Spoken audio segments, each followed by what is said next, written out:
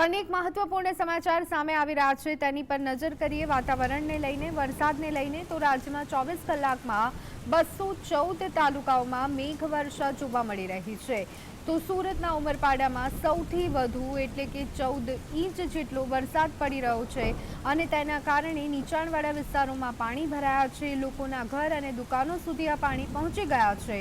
ઉમરપાડા તાલુકામાં જળબંબાકારની સ્થિતિનું નિર્માણ થયું છે। ભરૂચના નેત્રંગમાં સરેરાશ 8 ઇંચ જેટલો વરસાદ વરસ્યો હતો અને તેના કારણે નીચાણવાળા વિસ્તારોમાં પાણી ભરાતા લોકોને હાલાકી વેઠવાનો વારો આવ્યો હતો। નર્મદાના ગરુડેશ્વરમાં 6 ઇંચ, નાંદોદમાં પણ 6 ઇંચ વરસાદ, તો નર્મદાના તિલકવાડામાં સરેરાશ 4 ઇંચ જેટલો વરસાદ પડ્યો હોવાનું માલુમ પડી રહ્યું છે।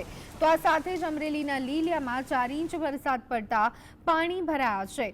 આ બધાની વચ્ચે સુરતના મહુવામાં સરેરાશ 4 ઇંચ જેટલો વરસાદ ખાબકી ગયો છે। ત્યારે આવનારા દિવસમાં હજી પણ દક્ષિણ ગુજરાતમાં હવામાન વિભાગ દ્વારા વરસાદની આગાહી વ્યક્ત કરવામાં આવી છે। સાબરકાંઠાના વિજયનગરમાં સરેરાશ 3.5 ઇંચ વરસાદ, અમરેલીના સાવરકુંડલામાં સરેરાશ 3 ઇંચ જેટલો વરસાદ ખાબકી ગયો છે।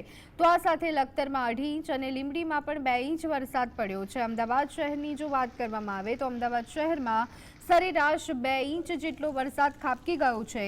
અન્ય 204 તાલુકાઓમાં 1 ઇંચ સુધીનો વરસાદ પડી ગયો છે। આ સંદર્ભે વધુ વિગત મેળવી લઈએ। અમારા સંવાદદાતા કામેશ અમારી સાથે જોડાઈ ગયા છે। કામેશ, રાજ્યમાં 24 કલાકમાં 214 તાલુકાઓમાં મેઘવર્ષા, શું વિગતો?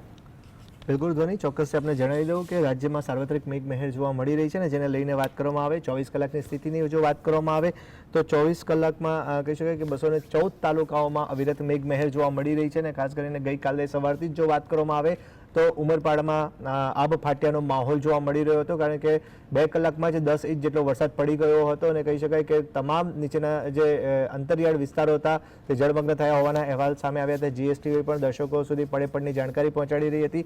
24 કલાકના જે આંકડા આવ્યા છે તે ખરેખરમાં નવાઈ પમાડે એવા આંકડા છે, કારણ કે 214 તાલુકાઓમાં મેઘવર્ષા થઈ છે। ખૂબ સારો વરસાદ પડી રહ્યો છે। દક્ષિણ ગુજરાતમાં મેઘાની ધમાકેદાર બેટિંગ જોવા મળી રહી છે। આ સાથે જ ભરૂચના નેત્રંગની વાત કરવામાં આવે તો નેત્રંગમાં સરેરાશ 8 ઇંચ જેટલો વરસાદ પડ્યો છે। નીચાણવાળા તમામ વિસ્તારો જળમગ્ન થયા હોવાની વાત સામે આવી રહી છે। આ ઉપરાંત નર્મદાની વાત કરીએ તો નર્મદાના ગરુડેશ્વરમાં 6 ઇંચ વરસાદ, નાંદોદમાં 5.5 ઇંચ જેટલો વરસાદ પડ્યો હતો। તિલકવાડાની વાત કરવામાં આવે તો તિલકવાડામાં 24 કલાકમાં 4 ઇંચ જેટલો વરસાદ નોંધાયો છે।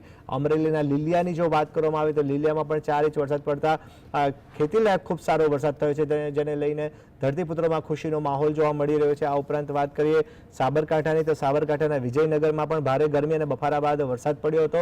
24 કલાકમાં 3.5 ઇંચ જેટલો વરસાદ નોંધાયો છે। આ સાથે જ અમદાવાદ શહેરની વાત કરવામાં આવે તો ગઈકાલે સવારથી અમદાવાદમાં વરસાદી માહોલ જોવા મળ્યો હતો અને બપોરે અચાનક જ વરસાદ તૂટી પડતા 2 ઇંચ જેટલો વરસાદ અમદાવાદમાં નોંધાયો હોવાની વાત સામે આવી રહી છે। આ ઉપરાંત અન્ય 204 જેટલા તાલુકાઓ એવા છે કે જેમાં અવિરત મેઘમહેર જોવા મળી રહી છે। આજની વાત કરવામાં આવે તો આજે પણ દક્ષિણ ગુજરાત અને સૌરાષ્ટ્રમાં મેઘરાજા પોતાનો દમ બતાડે તેવી પૂરેપૂરી શક્યતા છે।